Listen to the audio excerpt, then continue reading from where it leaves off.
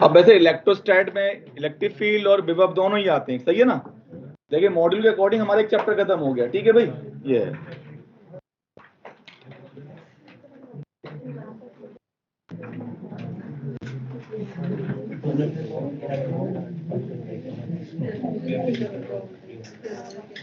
Electric potential,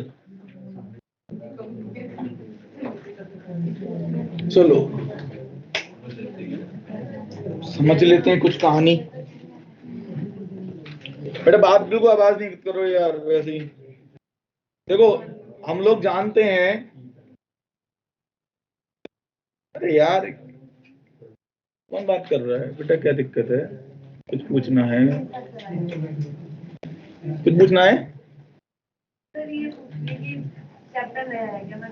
yes नया है। Module देखो भाई, मॉड्यूल अकॉर्डिंग तो चलूंगा ना, तो अपना ये हो जाएगा स्थिर विद्युत आवेदन क्षेत्र, ये वाला हो गया उसके टॉप। वरना सवाल कैसे कर पाओगे आप, उसके अकॉर्डिंग तो चलेंगे ना मॉड्यूल के।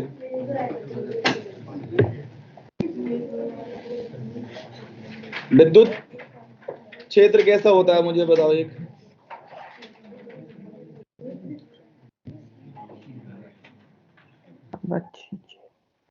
होता है नहीं होता?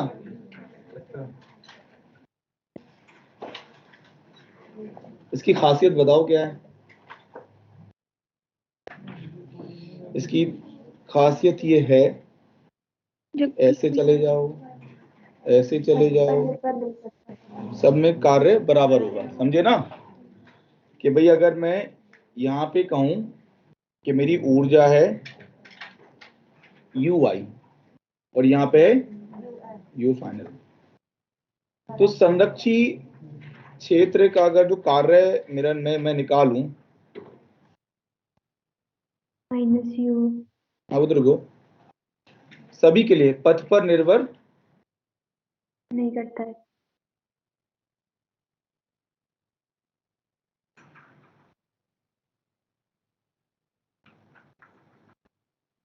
मतलब पहला पथ, ये दूसरा, ये तीसरा, तो सब में क्या हो जाएगा, सभी के लिए बराबर ही तो आएगा। डिपेंड किस पे करता है, प्रारंभिक और अंतिम बिंदु पे, सही है भाई। और ये हम जानते हैं कि भैया यू फाइनल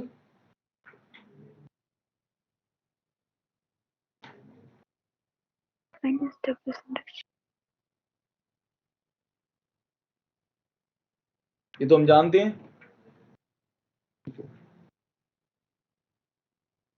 अब समझो कि हमारे पास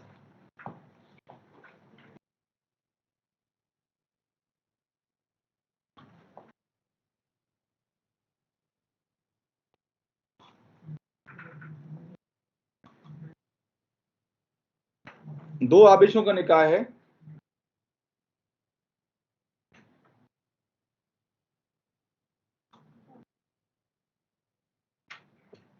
इनकी बीच की दूरी r1 है। एक विन्यास हो गया, सही ना, मैंने विन्यास बताया था, टर्म यूज करा, विन्यास, कॉन्फ़िगरेशन। पोटेंशियल एनर्जी इस बात पे डिपेंड करती है कॉन्फ़िगरेशन कितना क्या है। कॉन्फ़िगरेशन बदलोगे विद्युत तुम्हारी पोटेंशियल एनर्जी या स्थितिज ऊर्जा बदल जाएगी, ठीक है भाई। तो जैसे ये कॉन्फ़िगरेशन है, इसका मतलब ये हो गया कि Q1 और Q2 के बीच की दूरी r1 है, इसके संगत जो एनर्जी है उसको मैं U1 बोल देता हूं, सही है भाई।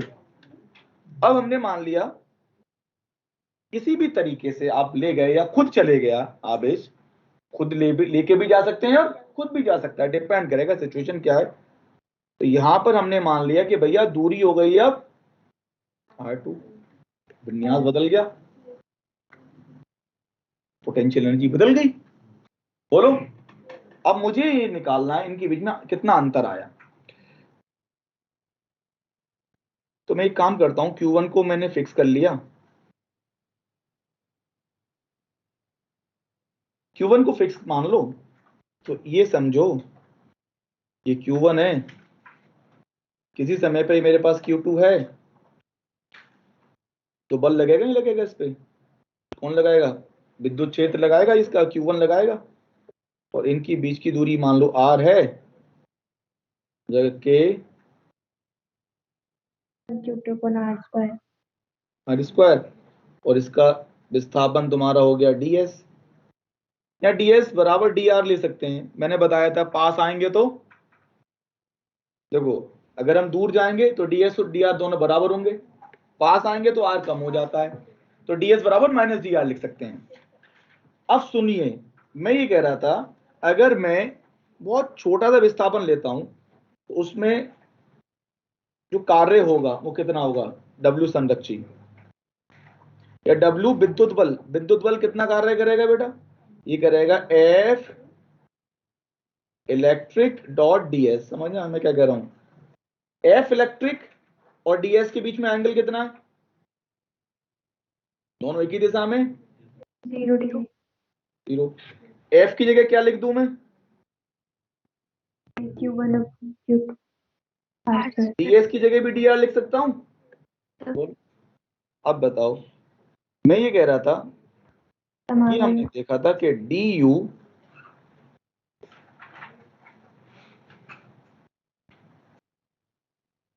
ये वो ये u2 माइनस u1 बराबर माइनस w संरक्षी।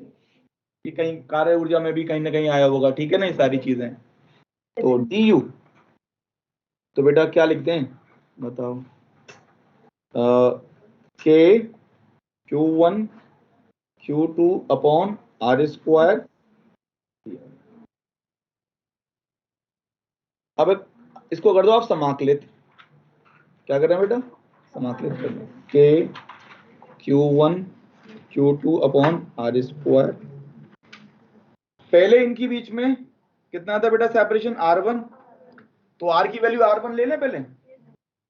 जब r की वैल्यू r1 थी, u1 था, r की वैल्यू r2 हुई, U2 लिख सकता हूं, इसके बराबर हो जाएगा u2 माइनस k, r की पावर -2 ऊपर चला जाएगा, -2 + 1 ये आ जाएगा 1 by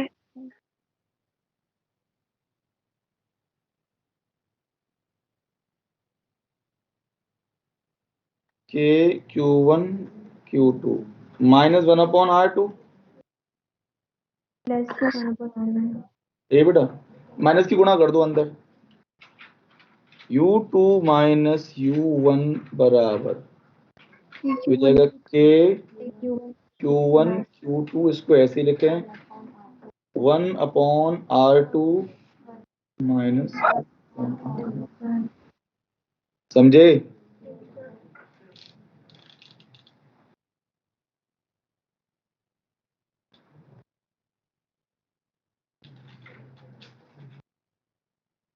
अरे समझ आई बात बेटा, तो u2 माइनस u1 हो जाएगा k q1 q2 upon 1 upon r2 minus 1 upon r1, सही है।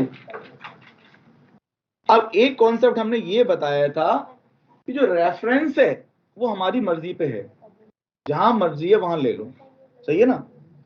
तो मैंने मान लिया कि R1 बराबर इंफिनिटी मेरा रेफरेंस है, यहां पर इंफिनिटी पर उनका प्रभाव नगण्य हो जाएगा विद्युत क्षेत्र Q1 Q2 के, तो वहां पर ऊर्जा को 0 मान सकते हैं, ठीक है भाई। जब दोनों के बीच में अनंत दूरी हो गई, उनके बीच में इंटरेक्शन नगण्य हो गया, तो ऊर्जा क्या हो जाएगी, 0 हो जाएगी। जब पास होंगे तो इंटरेक्शन होगा, तो U1 आपका हो जाएगा 0, सही है। और जब R2 बराबर, तो ऊर्जा हमारी हो जाएगी U2 बराबर U। तो हम क्या कर सकते हैं, ये हो जाएगा U माइनस 0 बराबर K Q1 Q2 upon R2। तो ये भाई और आपने बाहर R क्यों लिखा है, क्या बेटा, बाहर बाहर R नहीं आएगा सर। अच्छा सॉरी सॉरी, ये गलत लिख दिया, ये क्यों लिख दिया, ये आएगा बस। तो फिर हमारे पास ये आ गया, तो U की वैल्यू क्या आ जाएगी, तो ये जो फॉर्मूला निकल के आए, ये किसका इसका मतलब बता दो जरा मुझे, क्या है। दो आवेशों के ये फॉर्मूला निकाय तब के लिए है दो बिंदु आवेशों के लिए, बात समझ में आ रही है? अच्छा। जिसमें कि अनंत पर हमने रेफरेंस माना है, ठीक है? अब सुनो नोट,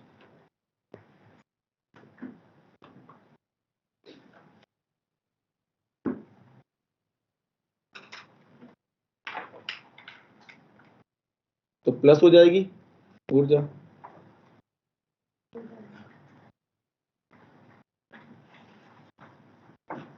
नेगेटिव तो पॉजिटिव भी होगी और नेगेटिव भी होगी।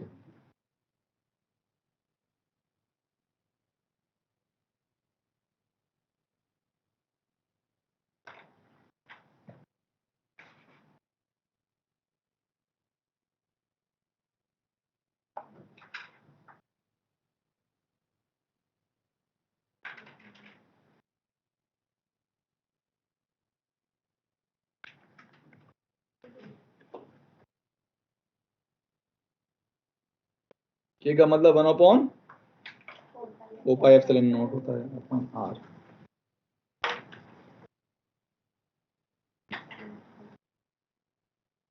अब यहाँ चिन्हों के साथ रखेंगे भाषण में, यहाँ पे क्यू को चिन्हों के साथ, तो -6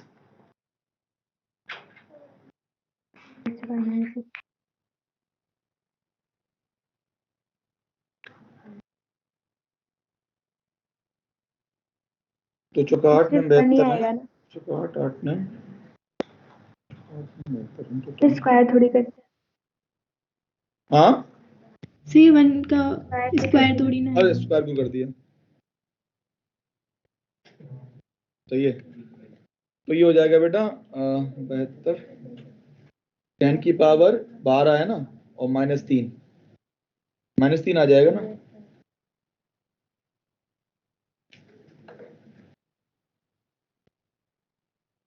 सही है ना, देखो कैलकुलेशन हाँ सर सही है सर। भाई माइनस हो जाएगा 3, सही है, हाँ सर -12 और नहीं, सही है। अब देखो दो आवेश हैं, एक है 2 ESU और एक होता तुम्हारा, हमने ले लिया -2 ESU।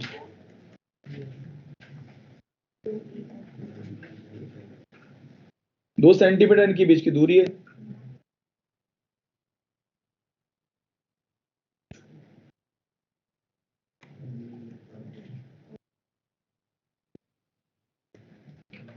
तो ऊर्जा का तो फॉर्मूला वही है 1/4πε0, लेकिन इस CGS यूनिट में दे रखा है, तो CGS यूनिट में जो K होता है उसकी वैल्यू 1 आती है, ये याद रखना है। बात समझ में आ रही है?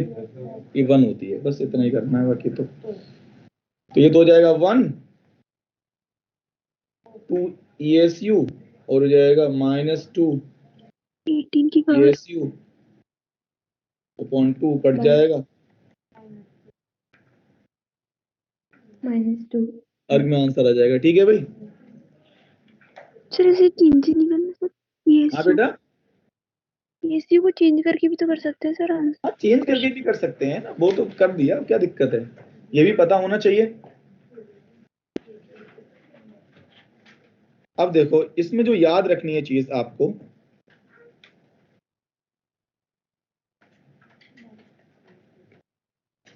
जैसे ये जो फॉर्मूला है, मान लो मेरे पास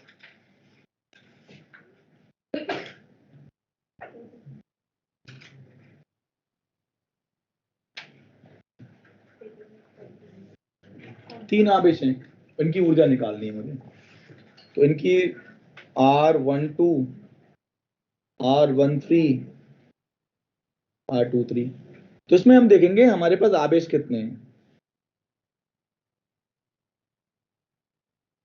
3, n की वैल्यू 3 है, तो पेयर्स देखो कितने बनेंगे, तो पेयर्स जो होते हैं n इंटू n-1/2, 3 बनेंगे, 3 -1/2, 3 पेयर हो जाएंगे। तो 3 पेयर कैसे कैसे होंगे देखो,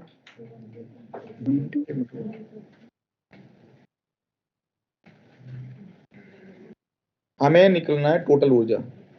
1 और 2 के बीच में एक पेयर बनेगा, 1 और 2, 1 2, 1 2 का मतलब ये देखो एक एक पेयर ये बन गया। फिर आप करो 1 और 3 के बीच में एक पेयर हो जाएगा, और फिर एक पेयर बन जाएगा। मतलब पेयर रिपीट नहीं हो गया, 1 3 आ गया तो 3 1 का कोई मतलब नहीं रह गया, जाएगा U 2 3। और 2 के बीच की ऊर्जा तो हमें पता ही है, तो हो जाएगा K R16 K Q1 R13 K Q2 Q3 R26 ये बेटा अब कर लेते हैं सवाल।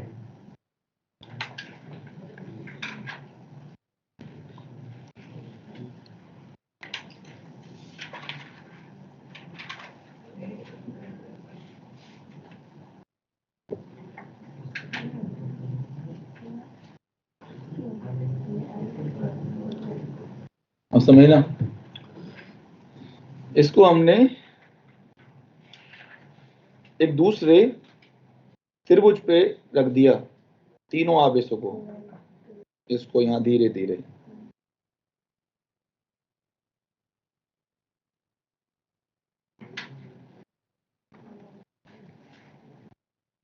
एक तो हमें निकालना है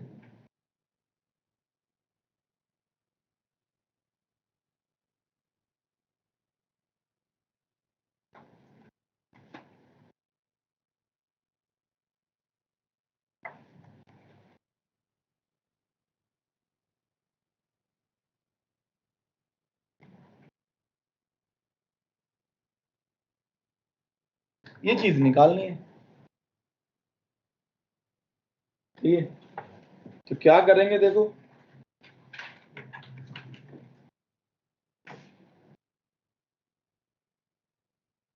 बड़ा आसान है निकालना। Q Q Q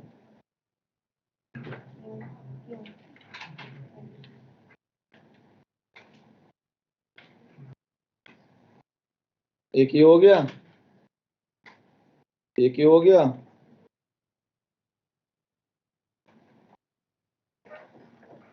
तो U बराबर KQ² L।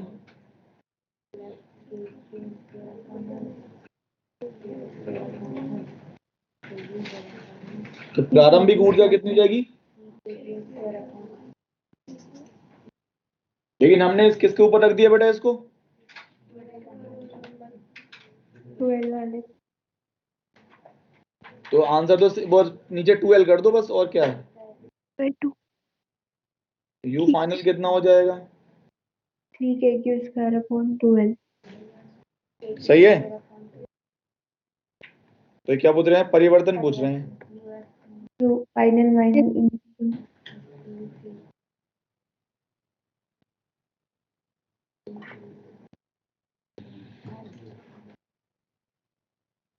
तो 3 KQ²/12 है।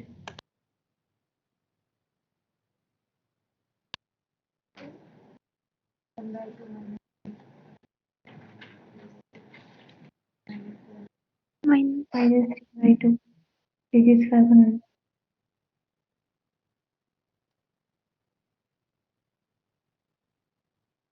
बोलो समझे। फिर उनसे हमसे क्या पूछा है भाई, तो एक काम कर लेते हैं, हम जानते हैं कि भाई धीरे धीरे में क्या होता है, स्लो प्रोसेस होता है, तो हम जानते हैं कि डेल्टा U किसके बराबर होता है, ये तो होता है, तो इसका आंसर तो यही आ जाएगा।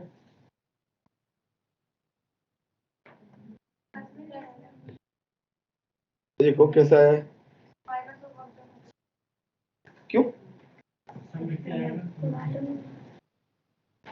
नहीं, डेल्टा U तो ये वाली वैल्यू सही है ना हमारी, ठीक है, तो माइनस ही तो आएगा, क्या दिक्कत है। नहीं वो तो संरक्षी के लिए होता है बेटा। -12 अरे तो भैया ये होता है W एक्सटर्नल, वो परिमाण बराबर होते हैं और दिशा एक दूसरे के विपरीत होती है। सही है।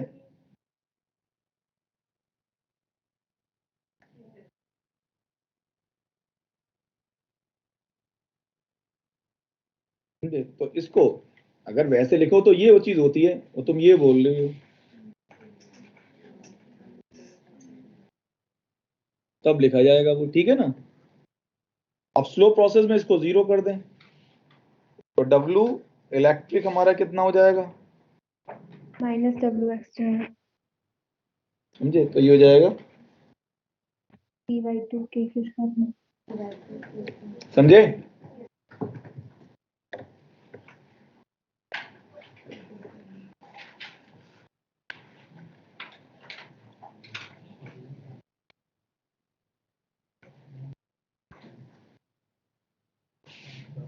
Q Q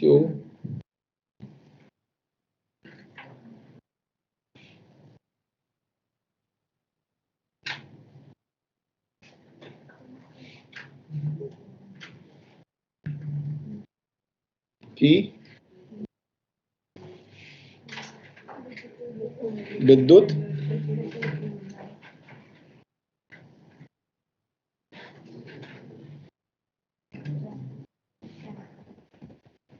निकाय की विद्युत स्थितिज ऊर्जा। तो यहाँ पे N देख लो कितना है भाई, 6 पेयर बनेंगे सर। 4। हाँ N 4 है। तो पेयर N -1 Like 2 6 6 हो जाएगा ये ना। अब देखो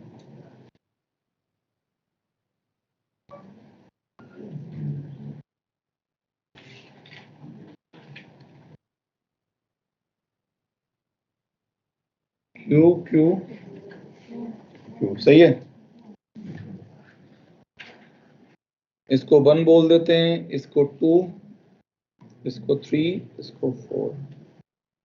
ये L है, ये L है, ये L है, ये L है। ये L√2 होगा नहीं होगा ये। तो कहानी क्या है भाई, देखो मैं कह रहा हूं 1 और 2 के बीच में होगी, 1 और 3 के बीच में होगी। 4 ठीक है ना। तो 1 का इंटरेक्शन कैसे, 1 का 2 के साथ है, 1 का 3 के साथ है, 1 का 4 के साथ है। सही है ना भाई। हम बात करते हैं 2 क्या, तो 2 का 1 के साथ नहीं लेंगे, तो ऑलरेडी ले चुके हैं। 2 का 3 के साथ3 लेंगे के साथ और फिर 2 का लेंगे 4 के साथ 2 का 3 के साथ,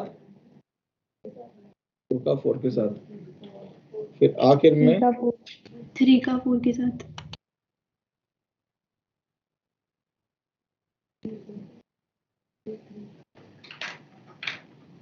सही है भाई। तो 1 का 2 के साथ क्या आ जाएगा,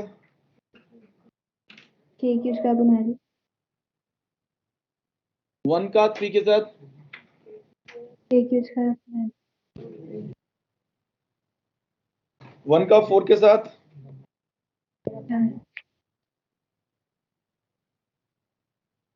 2 का 3 के साथ, K की स्क्वायर बना दी। K की स्क्वायर बना दी। फिर हो जाएगा KQ² अपॉन L। तो ये हो जाएगा आपका KQ² वाले कितने टर्म में, 4 हैं। KQ² upon L 2 KQ² upon L√2।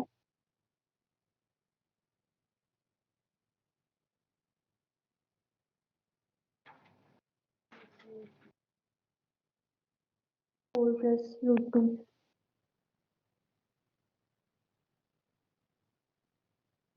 बोलो सही है भाई।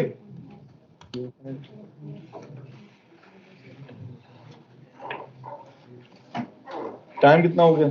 चलो हो गया सर, गया। चलो बेटा, फिर नेक्स्ट क्लास पढ़ेंगे। आप यहाँ तक कर लेना, ये सेक्शन डी तक कर लो, ठीक है।